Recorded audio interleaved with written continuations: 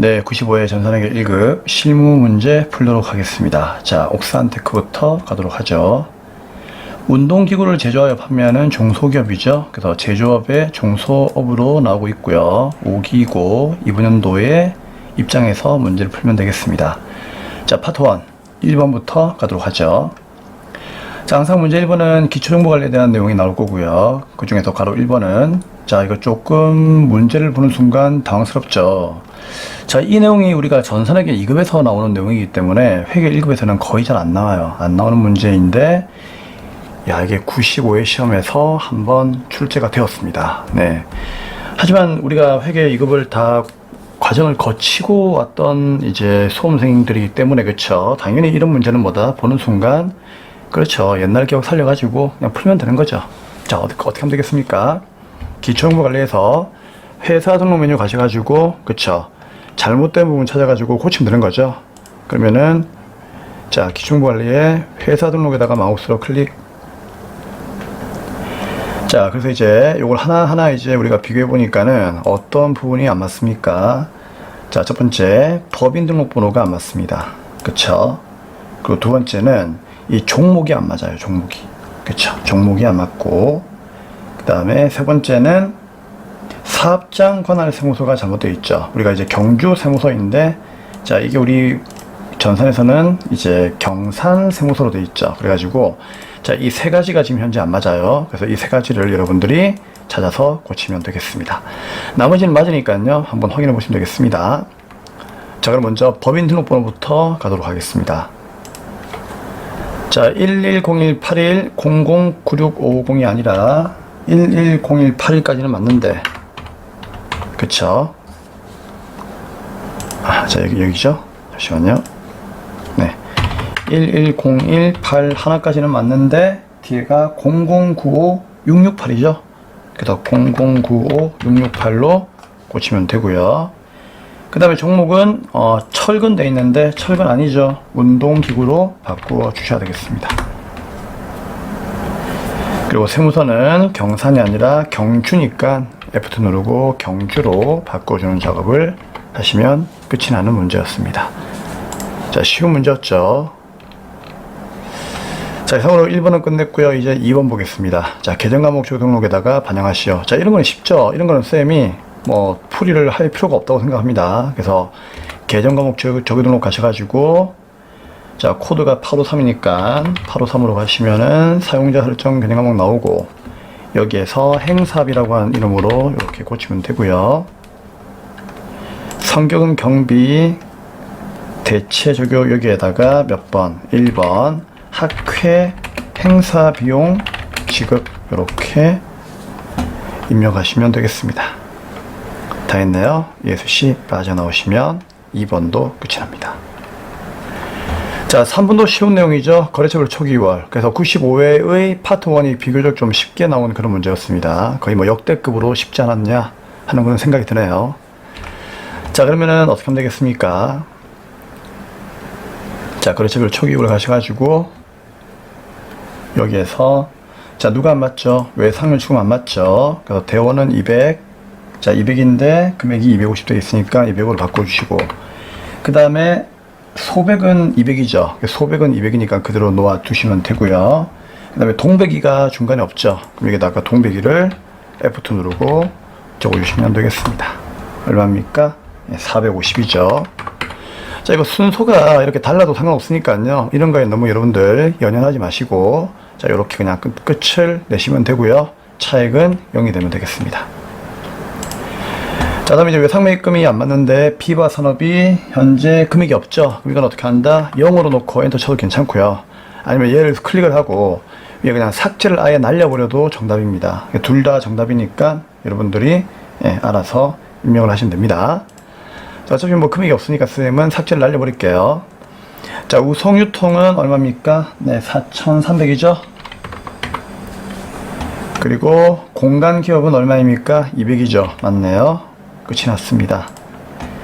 더 이상 할 게 없으므로 이상으로 3번 문제도 예수씨 빠져나오시면 현 시간부로 이 문제도 끝이 납니다. 자, 1, 2, 3번 문제 정말 쉬운 내용들의 문제였고요. 거의 뭐 가장 좀 쉬운 그런 내용으로 나왔기 때문에 누구나 다 풀 수 있을 것이라고 믿습니다. 자, 이제 파트 2 문제 2번 일반 전표로 가도록 하겠습니다. 자, 분계 문제이죠. 1번부터 6번까지 한 문제당 3점이고요. 풀이를 하도록 하겠습니다. 자, 7월 3일날 공장에서 사용 중인 기계장치의 수리비로 1,500만원만큼을 보통예금으로 이체를 했고요. 기계장치의 가치가 증가한 자본적 지출입니다. 자본적 지출이면 뭘로 분개하죠? 네, 자산으로 분개하죠. 그래서 이거는 수선비로 분개하면 안 되고요. 어디에다가? 네, 그렇죠. 공장의 기계장치에다가 포함시키면 되는 겁니다. 그래서 돈 나간 만큼 대변의 보통예금이 1,500이고요. 차변에 이걸 기계장치에다가 넣어주면 되는 문제였습니다. 정답은 이게 되겠죠? 자, 일반전표 7월 3일로 가셔가지고 그대로 분개를 하시면 돼요. 그쵸?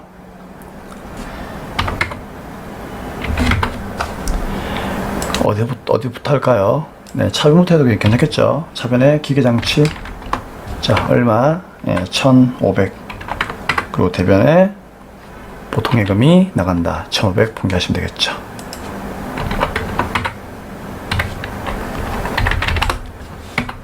네, 됐습니다. 다음 2번입니다. 자, 2번 문제. 자, 태종필딩과 전월에 체결한 본사 건물 임대차 계약이 되어 있는데 잔금일이 도래하여 임차보증금. 임차보증금이라는 것은 내가 세입자죠. 내가 임차인이라는 얘기예요. 그렇죠? 세입자. 그럼 세입자가 줘야 되는 보증금을 어떻게 했다? 5천만 중에서 계약일에 지급한 500을 제외하고 나머지 4,500을 보통예금에서 이차여 주었다는 얘기죠. 그러면 당연히 이제 우리가 임차보증금을 준 거니까, 그쵸? 차변에 임차보증금이라고 한 자산이 증가하겠죠. 자, 임차보증금도 거래처를 단단한 거 잊지 마세요. 태종빌딩 5천만원. 그럼 대변의 보통예금을 어떻게 했습니까? 500을 빼고 4,500을 주었으니까 보통예금 4,500 나가고 나머지는 옛날에 우리가 미리 주었으니까, 그쵸? 그때 선급금으로 분개했겠죠. 그 선급금이 대변에 사라지는 형식으로 분개가 되는 거죠. 그래서 여기 2번, 여기 3번 이런 식으로 분개하시면은, 자, 순서를 지키시면은 조금 쉬운 문제가 될 수가 있습니다. 자, 그러면 7월 5일날로 분개를 하게 되면은 차변의 임차보증금, 그쵸? 자, 임차보증금으로 분개가 될 것이고, 자, 임차보증금 항상 거래처를 달아야 됩니다. 누구? 우리 건물주, 집주인 거래처 이름을 달아주셔야 돼요. 그래서 태종빌딩 이렇게 달면 되고요. 얼마? 5천만원. 그리고 대변에 돈 줘야 되는데 보통예금이 4,500이 나갔고, 그쵸? 나머지는 계약금 사라지는 거죠. 그럼 대변에 선급금이 사라집니다. 선급금 당연히 거래처 달아주셔야 되겠죠. 그래서 태종빌딩 이렇게 달면 되겠습니다. 자, 3번 문제 보도록 하겠습니다. 사무실에 사용할 에어컨이 있는데 이걸 수연전자에서 200에 구입을 했고요. 대금은 2주 후에 주기로 했습니다. 미지급금이죠. 설치비 25만원만큼은 보통예금에서 바로 주었네요. 그럼 당연히 구입 시의 비용이니까 이 설치비는 어떻게 하면 되겠습니까? 당연히 에어컨 원가에다 포함하면 되겠죠. 자, 다른 에어컨은 자산 처리할 것 누굽니까? 비품으로 처리하라는 얘기죠. 차변에 비품 들어온다. 1번 얼마? 200이 아니죠. 설치비 포함해가지고 225만원. 대변에 돈 줘야 되는데 200은 못 주었으니까 미지급금으로 분개하시고 나머지 현금으로 주는 것을 세 번째로 분개하시면 되겠네요.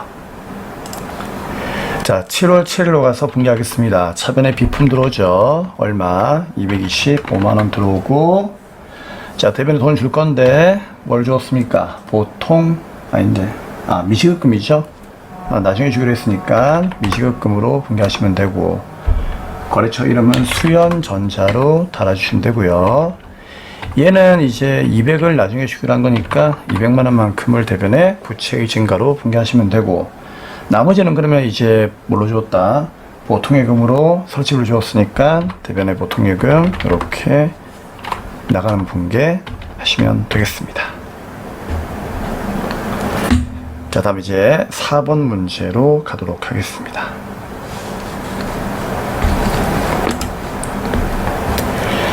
자, 8월 6일 날 주식회사 달리자의 외상을 추금 1,000만원 중에서 600원 보통예금에서 입금받았고 나머지는 자기합수를 받았습니다.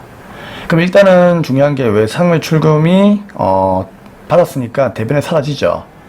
그럼 대변에 자산의 감소, 외상을 출금 1,000만원, 요게 1번이고요. 그 다음에 차변에 돈 들어오는 거 분개하면 되겠죠. 600이 보통예금 들어왔으니까 보통예금 들어온다, 요거 2번. 그 다음에 현금 들어온다, 3번.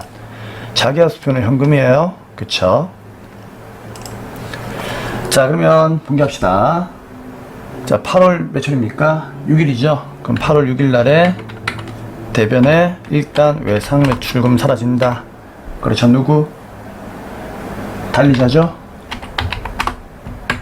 자, 얼마가 사라집니까? 네, 1,000만원이 사라지겠죠. 자, 이게 차변에 뭘로 들어왔니 하면서 분개를 해야 됩니다. 첫 번째, 보통예금이 들어왔네요. 그럼 보통예금 들어온다. 차변에 얼마? 1,000만원이 아니죠. 600만 들어왔으니까 600만 입력을 하시면 되는 거고, 그럼 나머지 400은 어떻게 하죠? 자기합수표로 받았죠? 자기합수표는 현금이니까 차변에 현금으로 분개 400을 마무리 하시면 되는 겁니다. 자, 지금 문제가 너무 쉬워요. 그쵸? 전부 다. 자, 이제 5번입니다. 너무 쉬워도 불안하다. 그쵸? 네. 보통 실무가 쉬우면은요, 이론이 어렵게 나와요. 그렇기 때문에 조금 불안해요. 네, 하지만, 쉬운 거는 무조건 맞추시면은, 예, 충분히 70은 넘길 수 있습니다. 그래서 너무 그렇게 또 불안할 필요는 없는 거예요. 쉬운 거는 맞추시면 됩니다. 자, 8월 19일 날, 전자부품용 기계장치가 있는데, 이게 이제 취득가가 3,500이고, 가치가 떨어진 금액이 3,150이죠. 네. 자, 이걸 어떻게 했다? 성능 저하로 폐기 처분했습니다. 자, 폐기했다는 얘기죠. 버렸다는 얘기예요. 그럼 버리는 것도 처분이니까, 맞죠? 처분이익이나 처분 손실을 여러분들이 분개하시면 됩니다. 그럼 기계가 이제 3,500짜리를 버렸으니까 대변에 뭐다? 기계 나간다. 요게 1번이죠? 버리는 것도 나가는 거예요. 자산의 감소, 버렸다. 그러면 차변의 짝지, 감가상각 누계액 사라지죠? 요게 3,150만원 사라집니다. 그쵸? 그럼 여기에서 요거 빼니까는 얼마가 남습니까? 350이 남죠? 근데 350이 본전인데 내가 이거 돈 받고 판 게 아니고 그냥 버려버렸죠? 버렸으니까 결국 뭐다? 350의 장부가 전체가 손실이 되는 거예요. 그래서 차변의 비용이 발생, 유형자산 처분 손실, 이렇게 3번 분개를 해주시면 되겠습니다. 자, 8월 19일로 하셔가지고 분개할게요. 자, 대변은 뭐다? 기계가 나간다? 얼마? 당연히 취득원가 나가야 되겠죠? 3,500을 장부에서 제거해버리고, 자, 친구가 가니까, 맞죠? 그 친구에 대한 짝지도 가야 되겠죠? 그럼 차변의 감가상각 누계액이 사라집니다. 기계장치에 대한 거 207번 얼마? 3,150만원이 사라집니다. 그러면 350만원만큼이 남을 건데 이 아이를 차변에 뭘로 분개한다? 그렇죠. 유형 자산 처분 손실로 분개하시면 되겠다. 그 얘기였어요. 그쵸? 네, 됐습니다. 자, 6번입니다. 11월 20일 날이죠. 제품의 판매용 사진 촬영을 위해서 손모델인 이아람 씨를 고용했답니다. 수고했으니까 수수료 줘야 되겠죠. 300을 원천세 얼마? 99,000원 세금 떼고 나머지를 보통예금에서 지급을 하였습니다. 알고 있죠? 누군가에게 어떤 소득을 줄 때는요, 항상 세금을 떼야 됩니다, 여러분. 맞죠? 떼고 나머지를 주면 되는 거예요. 그때는 세금은 당연히 예수금으로 간다는 거 알고 있죠? 자, 수수료 비용 개념 과목은 판매비와 관리비 항목으로 사용하라. 즉, 800번대를 써라. 그 얘기입니다. 자, 그러면은 분개해 볼까요? 자, 수수료 주었으니까 차변은 뭐다? 비용 발생, 수수료 비용. 요게 1번이에요. 맞죠? 800번대. 근데 다 주는 게 아니고 세금 떼고 주는 거니까 예수금 떼야 되겠죠? 요게 2번으로 분개하는 게 좋을 것 같아요. 그럼 나머지 차익이 나오겠죠? 그 차익은 이제 보통예금 나가는 거니까 요거를 3번으로 분개하시면 되는 겁니다. 자, 11월 20일 날로 분개를 하겠습니다. 차변은 뭐다? 수수료 비용 800번대 300 얼마? 300. 자, 수고했다고 돈 준 거죠. 근데 그냥 준 게 아니고 세금을 떼고 줬다는 얘기죠. 그럼 대변에 뭐 이게 수금이 되는 거죠. 얼마입니까? 얘는 99,000원이죠. 그럼 나머지 이제 290만 1,000원 남는데 이것만 이제 주면 되는 거죠. 그럼 이것만 줬으니까 대변은 뭐다? 자, 이걸 뭘로 줬습니까, 여러분? 뭘로 줬지? 아, 네, 보통예금으로 줬죠. 그럼 대변에 보통예금이 나갑니다. 갑자기 기억이 안 났어요. 네, 됐습니다. 자, 현시간부로 6번까지 네, 일반 전표는 마무리를 하도록 하겠습니다. 자, 복습 많이 해주시고요. 자, 이제 다음 문제 3번에 매일매일 시험표 입력을 하도록 하겠습니다. 네, 매일매일 시험표 입력은 여러분들이 이제 유형 선택을 잘 하셔야 되는데, 유형 선택은 항상 누굴 봐야 되죠? 증빙을 봐야 되죠. 증빙을 꼭 보셔야 돼요. 자, 그럼 보겠습니다. 1번. 자, 일단 유형 선택 연습부터 먼저 할까요? 자, 1번 문제 한번 보세요. 자, 뭐가 보입니까? 체크카드가 보이죠? 그럼 카드가 보니까 뭡니까? 이거는 카드 과세. 이런 식으로. 그쵸? 그 다음에 2번 한번 보세요. 자, 2번은 증빙이 뭐가 보이죠? 현금 영수증 보이죠? 그럼 누굽니까? 현금 과세. 그렇죠. 자, 3번은 어때요? 3번은 전자세원기한서가 보이죠? 그럼 세원기한서가 보이면 뭐라고 했죠? 쌤이 과세. 그렇죠. 자, 4번은요. 4번도 세원기한서가 보이잖아요. 그럼 뭐죠? 과세. 그쵸? 자, 5번은요. 자, 5번도 세원기한서가 보이네요. 과세죠. 그쵸? 물론 뭐 때에 따라서는 불공이 될 수도 있지만 일단 기본 베이스를 쌤이 얘기하는 겁니다. 6번은요. 어떻습니까? 자, 수출이란 말이 나와 있죠? 맞죠? 그럼 뭡니까? 수출. 그래서 이런 식으로 여러분들이 그 유형 선택을 할 때 증빙이 뭔지를 잘 보셔야 되고, 그 다음에 이제 수출의 경우에는 이제 직수출 이렇게 말이 나와 있기 때문에, 수출하고 이런 말이 나와 있기 때문에 수출을 보시면 되는 겁니다. 그래서 이런 식으로 이제 유형 선택이 잘 안 되시는 분들은 유형 선택 연습을 좀 하셔야 돼요. 자, 8월 7일부터 문제 풀겠습니다. 자, 생산부서에서 회식을 하고 법인채 카드 결제자마다 바로 보통예금에서 인출되었네요. 그럼 우리가 이제 회식을 하고 카드를 결제한 거죠. 그쵸? 그럼 돈 쓴 거니까 매입입니다. 그쵸? 그럼 매입의 카드 과세. 자, 그러면 이제 매입 요청표 띄우시고요. 자, 날짜는 8월 7일로 들어오시면 되겠습니다. 자, 매입의 카드 과세는 57번이네요. 자, 품목은 회식이라고 적으시면 되고요. 자, 금액을 보니까 50이 아니고, 자, 30만원에 3만 돼 있죠. 그래서 33만원인데, 카드는 33만원 부가세 포함된 걸 적어주시게 되면은, 이렇게 잘라준다는 거 알고 있죠. 자, 거래처가 누구입니까? 문제 안 나와 있죠. 그래서 여기에 카드 전표를 잘 보셔야 되는데, 여기 가맹점명을 보시면 됩니다. 동보성 나와 있죠. 이 동보성이 바로 이 식당의 이름이에요. 네, 동보성 이렇게 나와주시면 되고요. 그 다음에 엔터 치고 이제 신용카드를 찾아야 되는데, 문제에서 이제 BC카드라고 되어 있죠. 여기에 BC란 말이 누구밖에 없습니까?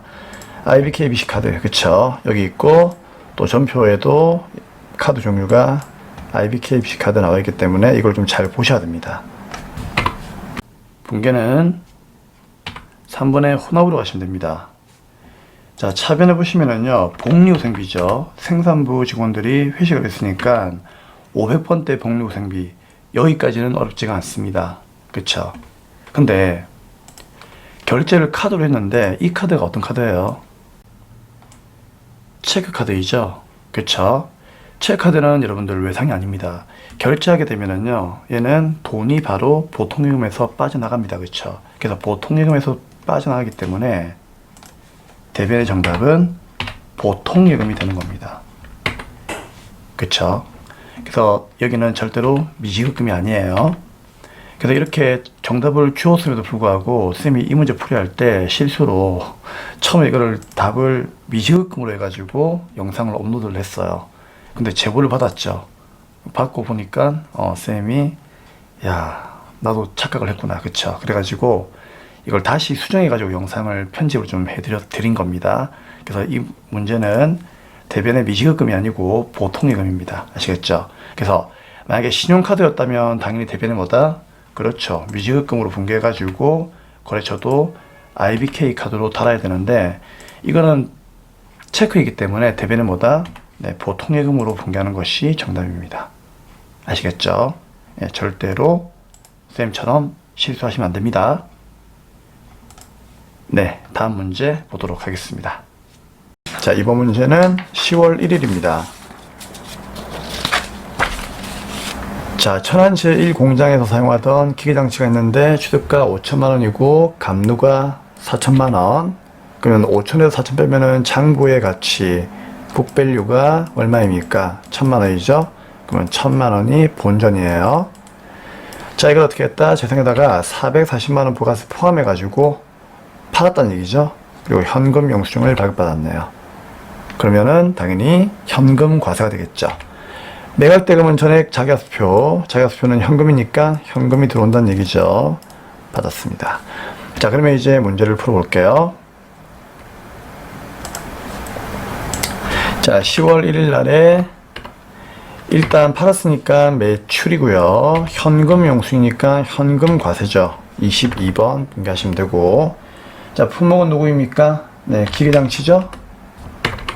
그 다음에 공급가액은 얼마? 이거를 부가세 포함해가지고 440이죠. 근데 얘는 잘라집니까?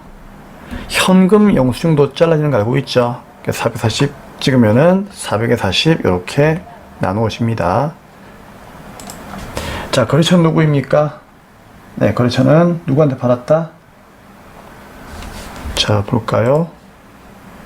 네, 재생한테 팔았죠. 그러면은 재생이라고 적으시면 되고요. 유형자산을 우리가 처분할 때 분개는 무조건 쌤이 혼합으로 가라고 했죠. 그래서 분개는요, 혼합으로 가셔야 됩니다. 그쵸?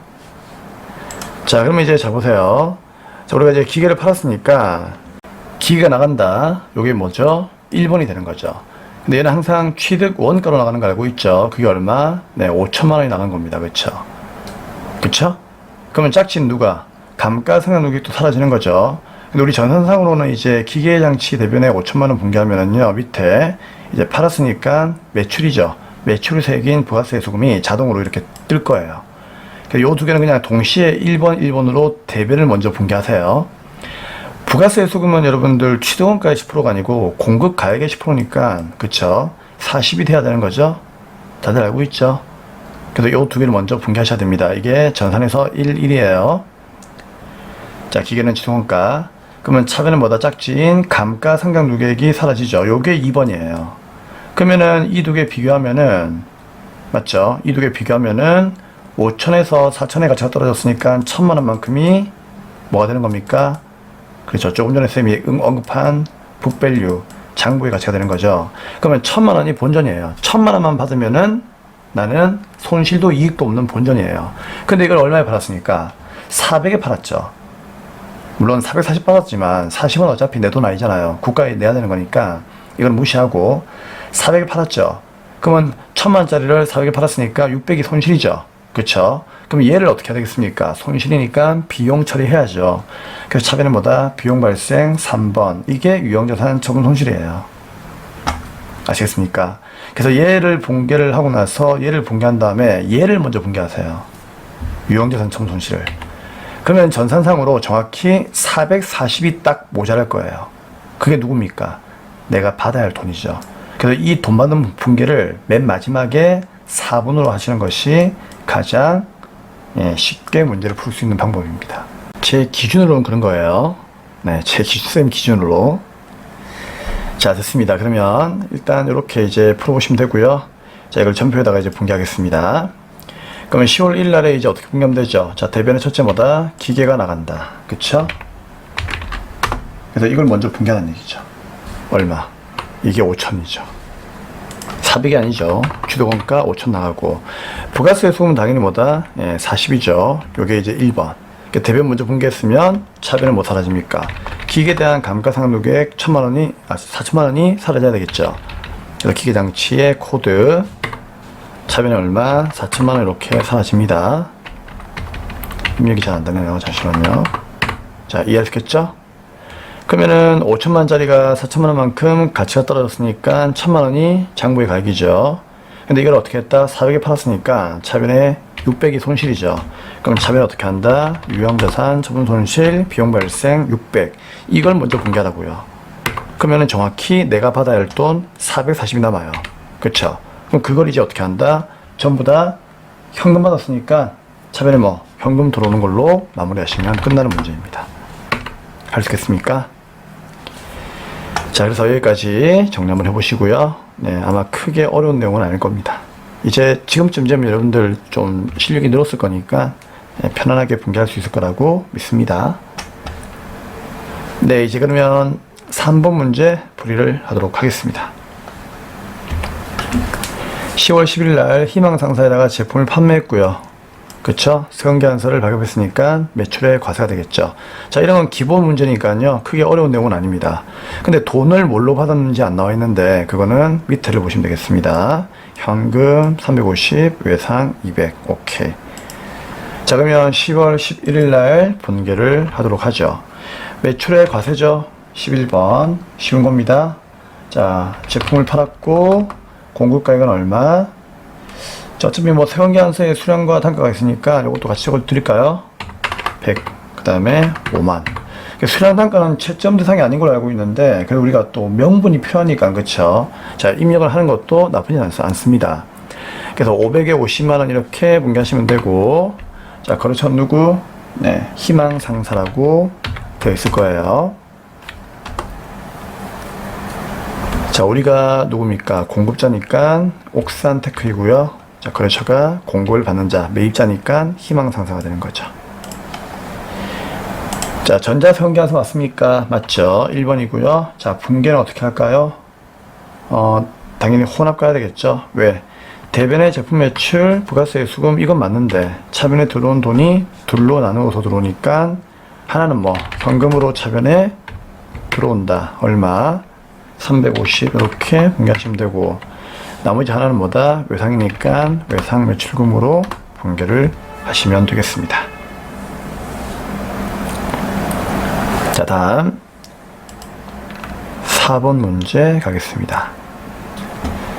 자, 10월 30일 날 다음은 구매한 원재료에 하자가 있어가지고 반품을 한 후에 발급받은 수정세관계산서입니다. 수정세관계산서 수치와 동시에 원재료와 외상매입금 상계 처리하였습니다. 자, 그럼 이건 어떻게 하면 되죠? 일단 세관계산서니까 과세죠.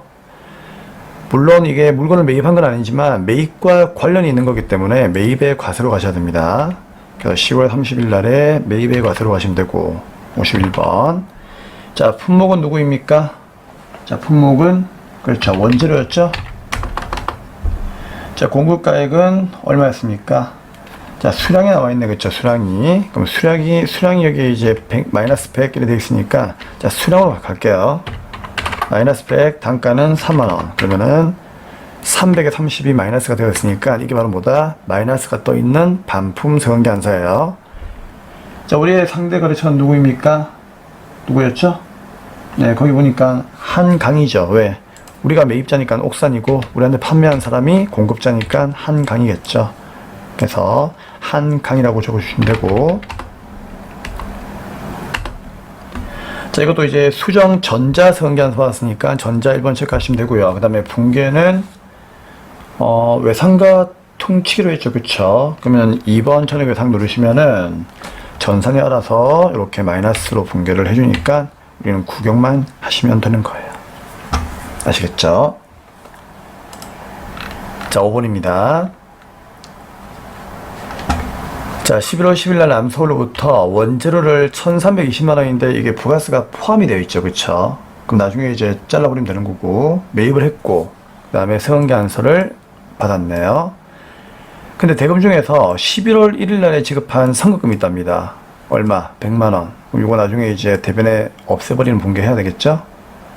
그럼 나머지 금액은 어떻게 했다? 보통 예금에서 이체하여 주었습니다. 그러면 자, 11월 10일 날로 가겠습니다. 자, 11월 10일 날에 일단 매입의 세관계산서니까 매입의 과세 51번, 그쵸? 유형 선택하시면 되고, 자, 품목은 누구였습니까? 원재료였죠? 자, 이게 수량단가 안 나와 있으니까 넘어가시면 되고, 자, 부가세 포함이죠. 그러면 1320을 나누기 1.1 하세요. 그러면 1000 얼마? 200이 나오겠죠. 그러면 1200에 120이다 그런 얘기죠. 그래서 이거 합쳐가지고 1320입니다. 자, 거래처는 누굽니까? 남서울 이렇게 적으시면 되는 거고, 그 다음에 전자성형계약서 받았으니까 1번 체크하고, 붕괴는 대금 중이니까 혼합 가시면 되겠죠. 그러면 차변에 원재료가 1200이 들어왔고, 그 다음에 매입세 공제가 되는 거니까 120 이렇게 붕괴되겠죠. 그리고 어떻게 한다? 대변에 돈 주면 됩니다. 자, 돈 주세요. 뭘로 주었다? 첫 번째, 미리 준 돈이 있기 때문에 선급금부터 일단 빼주셔야 되겠죠. 선급금은 이제 더 이상 자산이 아니니까 자산의 감소, 대변에 없애버리시면 됩니다. 얼마? 문제에서 100만원 하면 되겠죠. 그럼 나머지 1220만원만큼은 무엇을 주었습니까? 1220만원만큼은 보통이금에서 이체를 했죠. 그쵸? 그렇기 때문에 대변은 뭐다? 보통이금으로 분괴를 하시면 되겠습니다. 됐으니까. 그래서 보통예금 1220 이렇게 보시면 되겠습니다. 다 했습니다. 참고로 여러분들 혹시나 이제 여기에 있는 요 화면에 보이는 요 부분 있죠. 요거는 이 문제의 답이 아닙니다. 이게 우리 그 세무사에서 출제된 시험지 가지고 보여드리면서 이제 입력하고 있는데 요 위에 이렇게 답이에요. 화면 보시는 분들은 요거 보셔야 됩니다. 요거 아니에요. 요거는 6번 건데 위로 올라왔나요? 그쵸? 네. 위로 좀 올라왔어요. 일단 상관없습니다. 쌤이 풀어드리는 것만 그냥 보시면 되겠죠? 네, 그럼 이제 6번 문제 보겠습니다. 자, 일본 미즈노사에 수출 제품이 있는데 공급가액이 200만 엔이에요. 자, 일본 돈이 나왔다. 그쵸? 다음같이 직접 납품하고, 자, 직접 수출했다는 얘기죠? 그러면 수출이 되겠죠? 자, 선수계약금은 선수금입니다. 미리 받은 돈이 있다는 얘기인데 이걸 제외한 잔여대금은 11월 말일날에 받기로 했습니다. 외상이죠. 자, 수출신고 번호 입력은 생략한다. 생략한다 나오면은요 무시하시면 되겠습니다. 자, 그럼 이제 수출했으니까 자 11월 19일 날로 가볼게요. 매출의 수출이죠. 몇 번? 16번 되겠습니다. 품목은 제품이고요. 수량 단가는 안 나와 있습니다. 이제 공급가액 적어야 되는데 우리 수출할 때는요 이렇게 외화가 나오잖아요. 다른 나라 돈 나올 때는요 이제 그 공급가액, 이 공급가액이 과세표준이죠. 이 공급가액을 결정하는 기준이 있어요. 기준이 어떻게 나와 있는가 하면은 이렇게 나와 있습니다. 자, 기준이 수출할 때는요 공급가액을, 이거는 세법에 나와 있는 내용이에요. 선적일의 기준 환율을 무조건 따라가라 이렇게 돼 있어요. 이해되겠죠? 근데 이게 예외가 중요한데 단 선적일 그 이전에 환가한 경우에는 환가한 금액으로 하겠다는 얘기죠. 그럼 이 환가라고 하는 의미가 뭔가 하면은요 우리가 일반적으로 이제 그 외화 통장이라고 하는 게 있거든요. 자, 우리 외화 통장이 있어요. 뭐 예를 들어서 이제 제가 좀 가장 좀 여러분들이 알기 쉽게 이해를 좀 도와드리면 우리 유튜버들 아시죠? 유튜버. 그쵸? 뭐 먹방도 있고, 그쵸? 뭐 쌤도 유튜버죠. 네. 쌤은 이제 유튜버이긴 한데 좀 인지도가 없고. 자, 죄송합니다. 인지도가 없어요, 제가. 네. 왜 그럴까요? 열심히 하고 있는데. 자, 그래서 유튜버가 있는데 이제 먹방 유튜버가 이렇게 있잖아요. 그쵸? 있는데 유튜버가 이제 먹방 조회수가 많이 올라가요. 그러면은 이제 광고비가 많이 들어옵니다. 그럼 이게 광고비가 해외에서 이제 구글에서 달러로 준단 말이죠. 달러로. 그럼 달러로 주게 되면은 이 달러가 이제 어떻게 된다? 외화 통장으로 입금이 돼요. 주로 이제 뭐 SC제일은행 아시죠?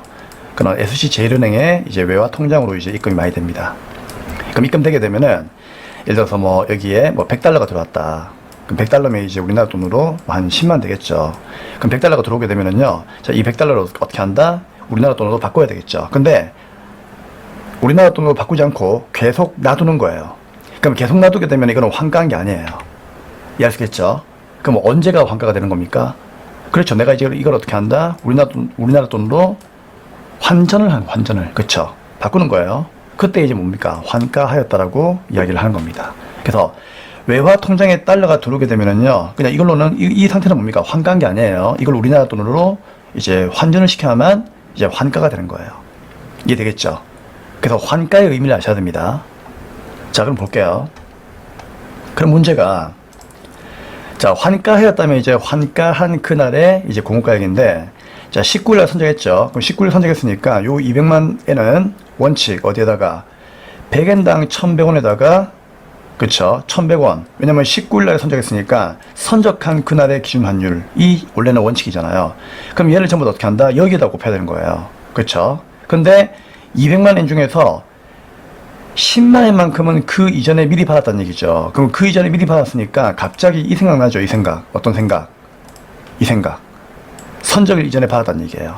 그쵸? 그럼 받았으니까 환가를 했겠죠. 그럼 환가했다면 이제 어떻게 한다? 10만엔만큼은 별도로 공급가액을 구해주셔야 됩니다. 아시겠습니까? 근데 환가를 했습니까? 안 했습니까? 환가 안 했어요. 왜? 외화 보통예금에 그대로 외화로 남아있답니다. 그럼 이거는 환가 안 한 거죠. 그쵸? 그럼 환가 안 한 거기 때문에 요 200만엔은요, 그냥 그대로 어디에? 여기에 곱해주시면 되는 겁니다. 아시겠죠? 여기 곱하면 안 돼요. 왜? 환가를 안 했으니까. 환가를 했다면은 당연히 뭐다? 10만엔만큼은 여기 곱하고 190만엔만큼은 여기 곱해가지고 공급가액을 구하셔야 되는데 환가를 안 했어요. 외화로 그대로 보유 중이거든요. 그렇기 때문에 요 200만엔은 여기에 곱해야 돼요. 아시겠죠?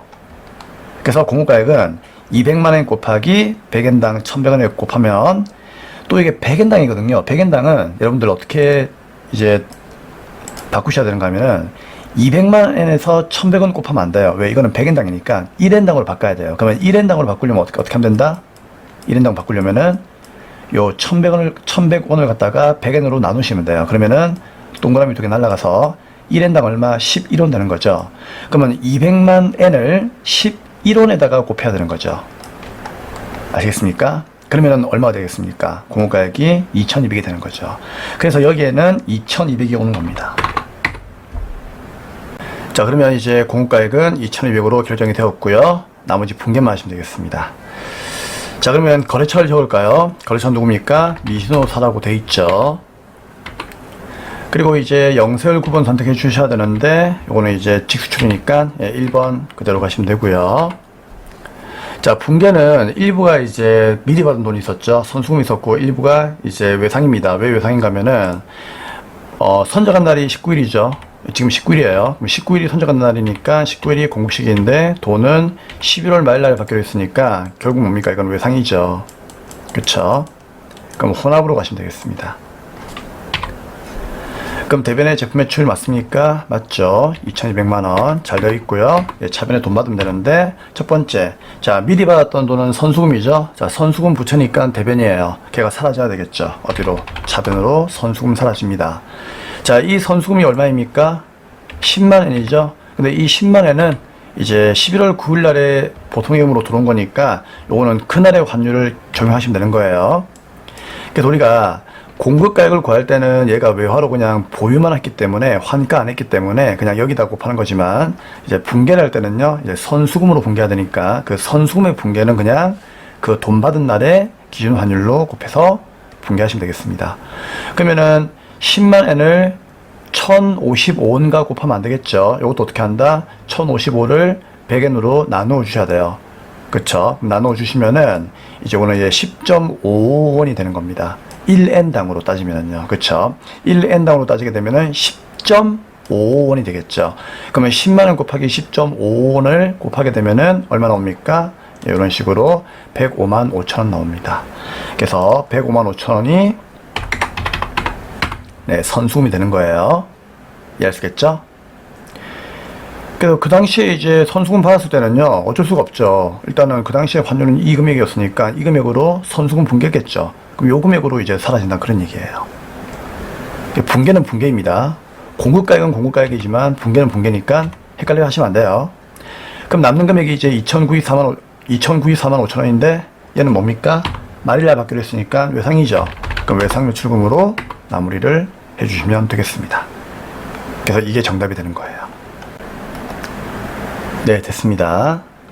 자, 이 6번 문제는요, 참고로 어려우시면요, 스킵해 두었다가 나중에 한 번 더 보시고요. 그래도 이해 안 되면 버리세요. 왜 그런가 하면 이게 1급 범위에서 굳이 이렇게 문제가 나왔어야 되나? 라는 그런 생각이 드는데, 이거 틀리라고 내 문제예요.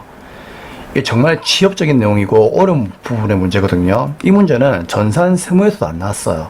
그러면 전산 세무에서도 만약에 이 문제를 냈다면 아마 학생들이 많이 틀렸을 거야. 왜 그런가 하면은 지금까지 이 문제는요, 11월 9일 날 계약금 받게 되면은 이거를 환가한 경우로 문제가 나왔거든요. 근데 환가한 경우가 아니고 외화 통장에 보유한 채로 나왔단 말이에요. 이런 문제는 전산세무에서 출제를 해도 학생들이 거의 틀리기 딱 좋은 문제입니다. 그러면 이렇게 어려운 문제를 전산회계에서 냈으니까 정말 어찌 보면 좀 우리 입장에서는 좀 당황스러운 거지. 하지만 뭐 출제위원께서 낸다고 하면은요, 또 우리가 뭐 어떻게 할 수는 없는 그런 내용이죠. 하지만 굳이 이런 문제를 우리 회계 1급에서 출제를 했어야 될까 하는 그런 아쉬움이 없지 않아 있습니다. 너무 어려워요, 이런 문제는. 그래서 참 씁쓸하네요.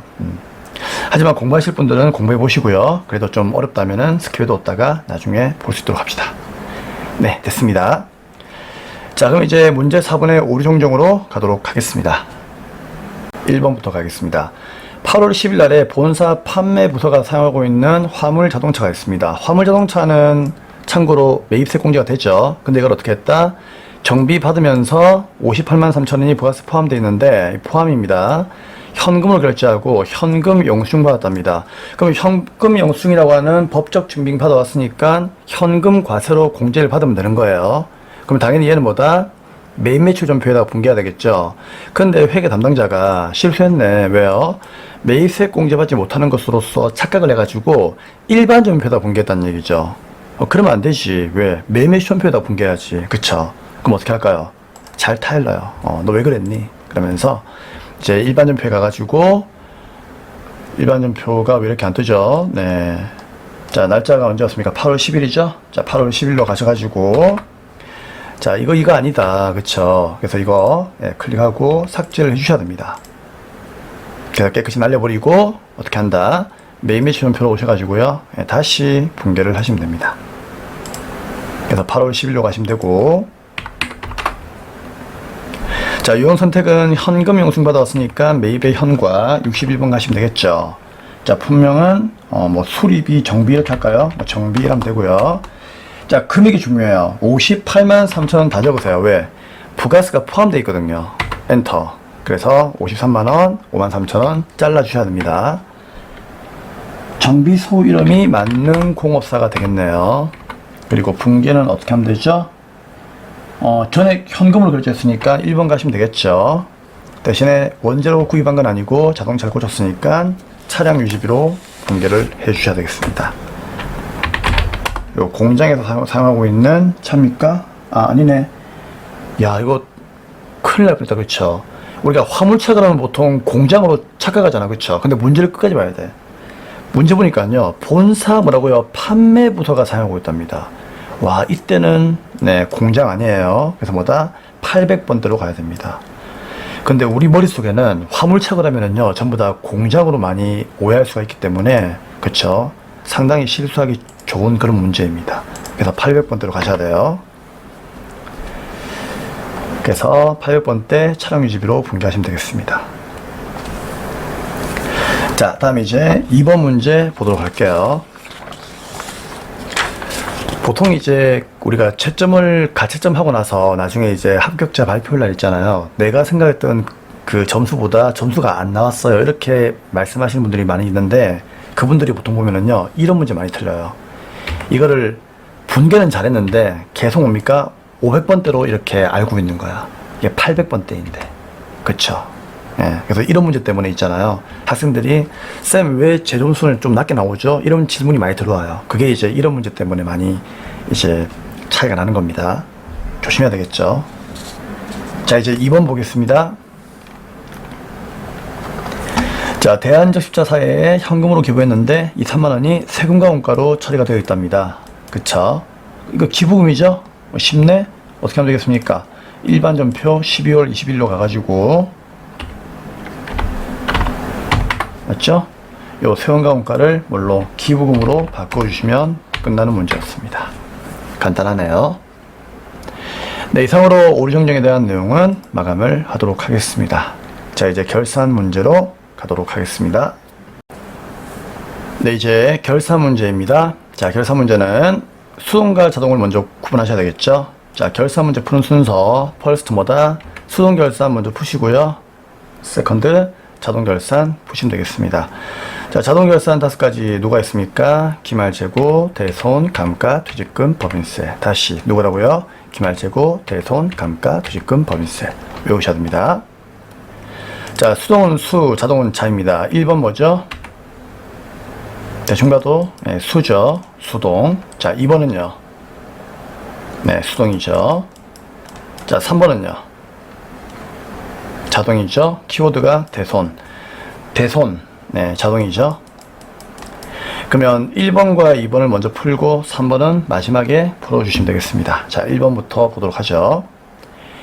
기말 현재 당사가 장기 투자 목적이랍니다. 그러면 이거 단기 매매 증권이 아니죠. 보유하고 있는 하나가 발행한 주식의 지등원가 전년도 말에 말 및 당연도 말에 공정가액은 다음과 같습니다. 하나의 전표를 입력할 것. 자, 그럼 이거는 뭐죠? 예, 매도하는 증권에 대한 평가죠.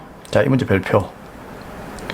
주로 전산 세무 2급에서 많이 나오는 문제인데, 자, 우리 전산 회계에서 이 문제가 나왔습니다. 이거 정말 난이도가 좀 높은 그런 내용인데, 자, 일단 쌤이 그림으로써 이해를 좀 도와드릴게요.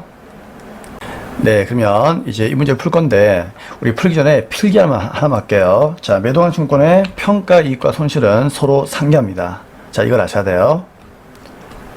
우리 매도한 증권이 있고 단기 매매 증권이 있었죠. 단기 매매 증권, 매도한 증권은 일단 둘 다 보유하고 있는 이유가 뭐죠?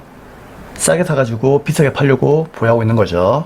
그렇기 때문에 항상 매년 결산 때마다 공정가치로 평가해야 되겠죠. 즉 기말의 주가로 평가를 해야 돼요. 근데 단기 매매 증권 평가 이익과 손실은 기말의 즉시 수익과 즉시 비용으로 처리하잖아요. 근데 매도한 증권 같은 경우에는 시장성이 없기 때문에 누군가가 사주는 사람이 없다면은 아무리 평가이익이나 손실이 나더라도 즉시 비용과 수익으로 인식하기가 정말 힘들어요. 그렇기 때문에 얘들은 어떻게 한다? 그렇죠. 기타 포괄 손익 누계액이라고 하는 자본에다가 숨겨 놓았다가 나중에 이제 정말 매도한 증권을 팔았을 때, 처분했을 때, 그때 이 평가이익과 손실이 한꺼번에 이제 수익과 비용으로 전환됩니다. 아시겠죠? 그러다 보니까 이 평가 이익과 손실은 평소에는 이제 기타 포괄 손익 누계액이라고 하는 자본에 숨어 있는 거예요. 그러니까 숨어 있으면서 이제 이익과 손실 날 때마다 서로 이렇게 상계를 해야 됩니다. 그래서 이 상계하는 분계가 정말 중요한데, 참고로 이 문제는요, 이번 연도에 구입해서 이번 연도에 평가했다면은 그때는 어려운 문제가 아니에요. 정말 쉬운 문제이거든요. 근데 이게 저번 연도에 취득했어요. 왜? 저번 연도에 취득했으니까 저번 연도 말에 평가를 했겠죠. 그렇죠? 그래서 한 번 평가하고 이번에 또 평가하는 거예요. 그래서 이런 경우에는 자, 전기에 취득한 경우죠. 한마디로 이런 경우가 자, 전기에 취득한 경우에는 취득 시하고 전년도 말에 평가 시하고 이번 연도 말에 평가 시를 세 개를 다 분개하시는 것이 오히려 더 빠르게 문제를 풀 수 있는 방법입니다.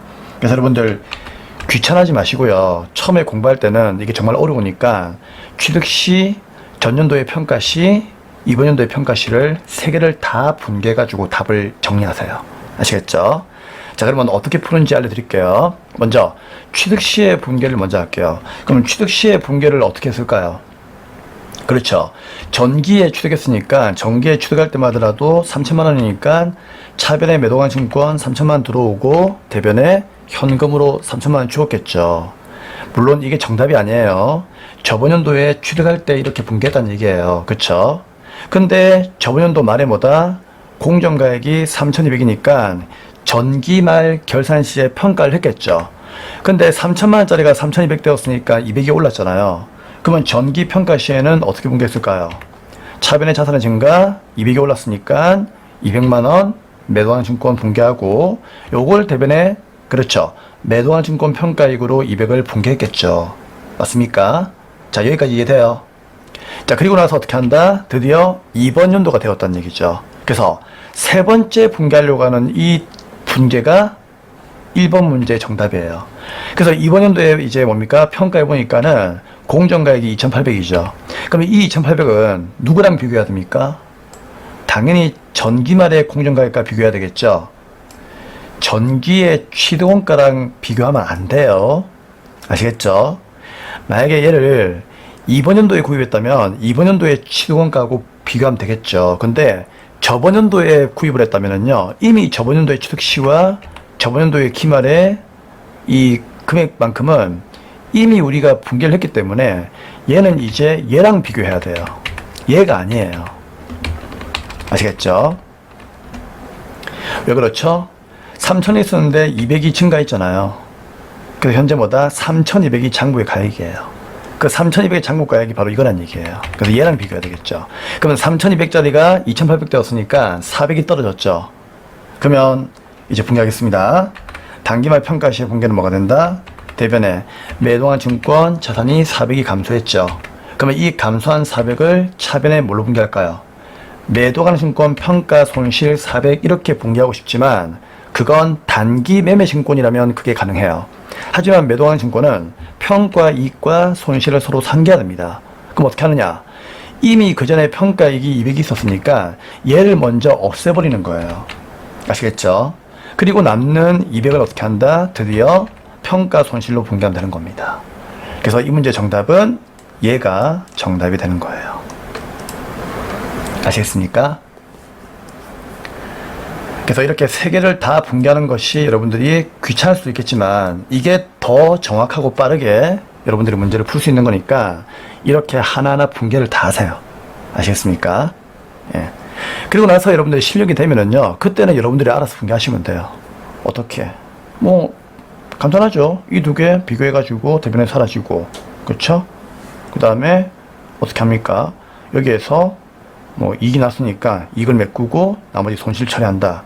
그런 거는 이제 실력이 되면 그렇게 하는 거죠. 이렇게 분개 안 하고도. 그쵸? 근데 지금은 실력이 안 되니까 일일이 하나하나 분개하는 것이 더 빠르다는 얘기죠. 자, 다 했습니다. 그럼 요거 이제 분개하면 되겠죠. 그러면 일반은표 12월 30일 날로 가가지고 분개하면 되겠습니다. 대변에 매도한 증권 사라지죠. 자, 장기 투자 목적이면 투자 자산의 코드니까 178번이죠. 웬만하면 우리 시험 문제에서는요, 위에 거 안 나옵니다. 이거는 당좌 자산이죠. 그래서 장기 투자는 178번 투자 자산 코드로 이제 쓰이니까 대변에 178번으로 사라지는 거고요. 400. 그리고 차변에 어떻게 합니까? 평가이익이 이미 있었기 때문에 매도 가능 증권 평가이익으로 일단 먼저 200만원만큼을 메꿔주고, 맞죠? 그러면 손실은 이제 얼마가 된다? 200이 되는 거니까 차변에 매도 가능 증권 평가 손실 200으로 이렇게 분배를 하시면 되겠습니다. 자, 세무에서 정말 많이 나오는 문제인데 우리 회계 1급도 나왔으니까 여러분들 꼭 참고할 수 있도록 합니다. 자, 2번입니다. 자, 2번은 보니까 장기차익금 현황이 다음 것 같은데, 자, 얘를 딱 보는 순간 뭘 하는 얘기인지를 여러분들이 눈치를 좀 채셔야 되겠죠. 뭘 하는 얘기일까요? 자, 장기차익금이 두 가지가 있는데, 하나는 둘 다 언제 빌렸어요? 2018년도에 빌렸죠. 근데 하나는 상환할 날짜가 2023년도 12월 1일이고 하나는 2022년도 6월 말일이죠. 그럼 이거는 뭐에 관한 문제일까? 복습을 많이 해야만 이런 것도 느낌이 오는 거예요. 유동성 장기부채에 대한 이야기죠. 맞습니까? 그러면은 지금은 예를 들어서 이번 연도가 예를 들어서 2021년도다. 그러면은 만기가 1년 이내로 도래하는 것은 내년 2020년도 거겠죠. 그럼 내년 2020년도에 만기가 도래하는 것은 얘니까 얘만 보시면 됩니다. 얘는 뭐예요? 무시해요. 얘는 아직 1년 이상 남아 있으니까요. 요거는 어떻게 한다? 내년에 비교를 해야 될 문제이고, 맞죠? 1년 안으로 이제 갚아야 되는 것은 얘밖에 없으니까 얘만 가지고 분개하시면 되겠습니다. 그러면 이제 갚아야 할 날짜가 1년도 차 남았으니까 넌 더 이상 뭐다? 장기 차익금이 아니다. 그래서 차변에 뭐 장기 차익금 2,500 사라지고 대변에 유동성 장기부채 이렇게 분개하시면 되겠습니다. 자, 그러면 이제 12월 말일 날에 또 분개할까요? 차변에 넌 더 이상 장기 차익금이 아니야 하면서 없애버리시면 되겠죠. 자, 거래처는 누구입니까? 네, 한일 물산 거만 없애버리면 되겠죠. 얼마? 2,500이네요. 그럼 넌 뭔데? 대변에 너는 유동성 장기부채야 하면서 얘도 한일물산 거래처를 달아 주셔야 됩니다. 자, 이상으로 이제 1번, 2번 수통분개는 다 끝났으니까 ESC 빠져나오시면 되고요. 이제 3번에 자, 자동 결산 가도록 하겠습니다. 자, 대손은 쌤이 항상 어떻게 하라고 했습니까? 자, 매매추천표도 닫으셔야 되겠죠? 자, 결산자료 입력하셔가지고요. 대손은 일단 엔터 치면 되겠죠? 그리고 대손 생각 위에 거 클릭하시면 되겠습니다. 자, 문제를 보니까 퍼센테이지가 몇 퍼센트입니까? 1%라고 나와 있죠. 자, 누구? 외상매출금과 받으러만 하라고 했으니까 외상매출금과 받으러만 1% 확인하고 금액을 그대로 살리고 나머지는 살리면 안 되겠죠. 그래서 0 엔터 해가지고 없애버리시면 되겠습니다. 그리고 결산 반영하시면 알아서 판매비와 관리비, 대손 생각에 이렇게 금액이 뜰 거니까 확인만 하시면 되겠죠. 다 있습니다.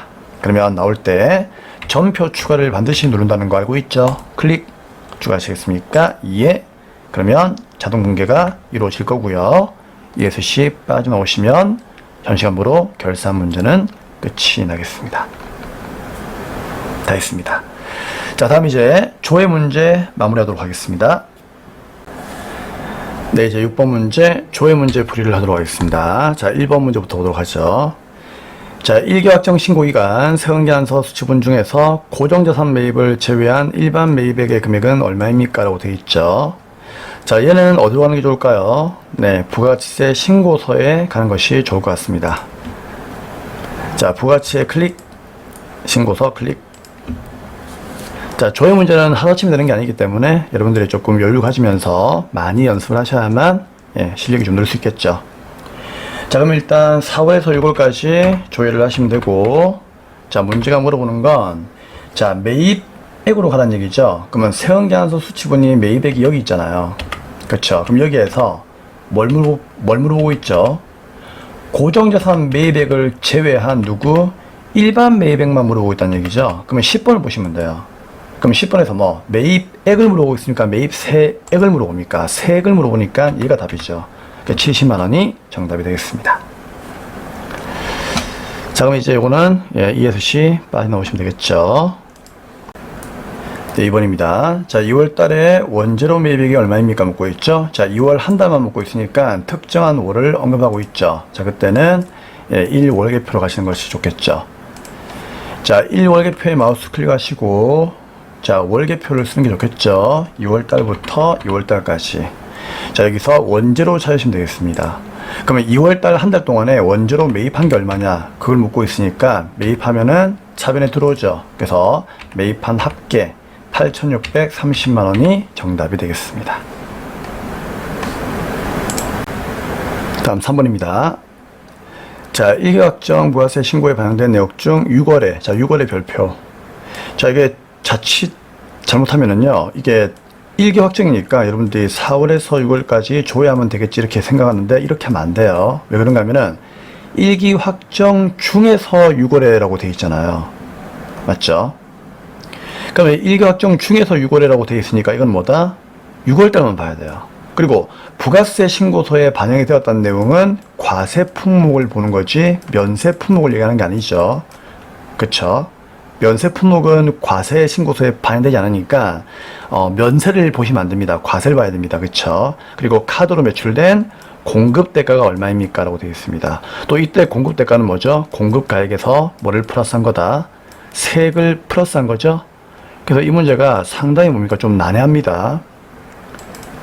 그래서 이 문제 별표. 그럼 결국 뭐다? 6월 달에 카드로 매출되었으니까 매출의 카드 과세가 얼마냐? 지금 그거 물어보고 있는 거예요. 근데 그 중에서도 공급 대가, 세액을 포함한 금액을 물어보는 거죠. 그럼 쌤 이거는 부가세 신고서 가는 거 아닙니까? 부가세 신고서 가시면 안 돼요. 그 이유는 나중에 알려드릴게요. 자, 얘는 뭐다? 결론. 매입 매출장 가야 됩니다. 자, 매입 매출장이 뭐죠? 매입 매출의 유형 선택을 했을 때, 유형을 이제 언급했을 때, 매입 매출장 가는데, 좀 이렇게 난해한 경우에는요, 매입 매출장 가는 것이 훨씬 좋아요. 자, 그럼 가볼게요. 자, 장부관리에 매입 매출장 보이시죠? 자, 클릭하시면 되고요. 자, 6월달 한 달만 먹고 있으니까 6월 1일부터 6월 말까지 가면 됩니다. 그리고 매출의 카드 과세니까요, 카드 과세로 가셔야 돼요. 클릭. 그럼 이때 카드 과세로 가면은 카드 과세에 대한 것만 나옵니다. 자, 매출액 카드 과세예요. 그러면은 공급가액은 부가세를 뺀 거고 공급 대가는 부가세를 포함한 거니까 이 두 개를 더한 금액을 봐야 되겠죠. 문제는 공급 대가를 묻고 있으니까요. 그렇죠. 그래서 이때는 합계를 보셔야 됩니다. 그럼 정답은 300이 아니죠. 잠시만. 이게 월계를 봐야 되죠. 월계. 6월달 한 달만 묻고 있으니까 월계를 봐야 되겠죠. 이게 분기 누계하고 누계를 보시면 안 됩니다. 분기 누계는요, 그 3개월을 얘기하는 거고, 누계는 1월 1일부터 지금까지 누적된 걸 얘기하는 거예요. 그래서 이거 보시면 안 돼요. 6월달 한 달만 묻고 있기 때문에 월계를 봐야 됩니다. 월계. 그 월계 금액이 얼마입니까? 공급가액과 부가세 합친 거 48만 4천원 되겠죠. 자, 이 금액이 정답이 되는 겁니다. 그래서 48만 4천원이 정답이 되는 거예요. 조금 이게 좀 어려운 문제입니다, 여러분. 그렇기 때문에 복습을 좀 많이 해주셔야 돼요. 참고로 이게 부가세 신고서에는 왜 가면 안 되느냐, 그 이유를 제가 알려드릴게요. 자, 부가세 신고서는요, 매출액 카드 과세를 보려면은요, 요 매출에서 과세 중에서 신용카드를 봐야 되겠죠. 그럼 여기를 봐야 되는데, 여기는 현금 영수증하고 섞여 있어요. 그럼 만약에 현금 영수증 금액까지 여기에 포함돼 버리면은요, 오답이 나올 수 있단 말이에요. 왜? 문제는 카드만 물어보고 있으니까 현금 영수증은 물어보는 게 아니거든요. 그래서 이게 섞여 있는 금액이 뜨이기 때문에 이럴 때는 신고서로 가시면 안 돼요. 아시겠죠? 그래서 오로지 카드, 오로지 현금 영수증으로 볼 때는 메인 매출장으로 가는 것이 더 유리합니다. 네, 다 했네요. 자, 이렇게 해서 95회 전산회계 1급 조회 문제까지 실무 연습 문제, 자, 연습 문제가 아니죠. 미안합니다. 실무 기출 문제는 마무리를 하도록 하겠습니다. 자, 정리하시고요. 다음 강의 이론 문제에서 뵙도록 하겠습니다.